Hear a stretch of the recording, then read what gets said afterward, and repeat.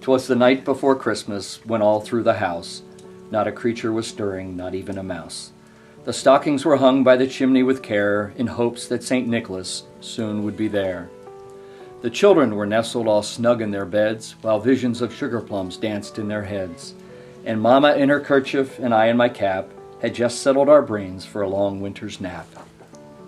When out on the lawn there arose such a clatter, I sprang from my bed to see what was the matter.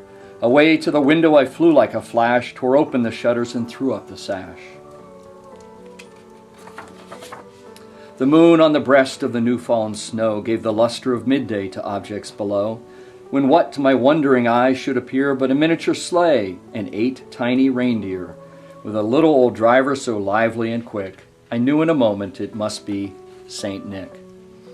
More rapid than eagles his coursers they came, and he whistled and shouted and called them by name. Now Dasher, now Dancer, now Prancer and Vixen, on Comet, on Cupid, on Donner and Blitzen. To the top of the porch, to the top of the wall, now dash away all. As dry leaves that before the wild hurricane fly, when they meet with an obstacle, mount to the sky. So up to the housetop the coursers they flew, with a sleigh full of toys, and St. Nicholas too. And then in a twinkling I heard on the roof the prancing pawing of each little hoof. As I drew in my head and was turning around, down the chimney St. Nicholas came with a bound. He was dressed all in fur from his head to his foot, and his clothes were all tarnished with ashes and soot. A bundle of toys he had flung on his back, and he looked like a peddler just opening his pack. His eyes, how they twinkled, his dimples, how merry. His cheeks were like roses, his nose like a cherry.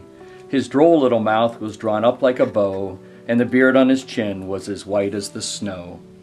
The stump of a pipe he held tight in his teeth, and the smoke had encircled his head like a wreath. He had a broad face and a little round belly that shook when he laughed like a bowl full of jelly. He was chubby and plump, a right jolly old elf, and I laughed when I saw him in spite of myself. A wink of his eye and a twist of his head soon gave me to know I had nothing to dread. He spoke not a word, but went straight to his work, and filled all the stockings, then turned with a jerk. And laying his finger aside of his nose, and giving a nod, up the chimney he rose. He sprang to his sleigh, to his team gave a whistle, and away they all flew like the down of a thistle. But I heard him exclaim, ere he drove out of sight, "Happy Christmas to all, and to all a good night."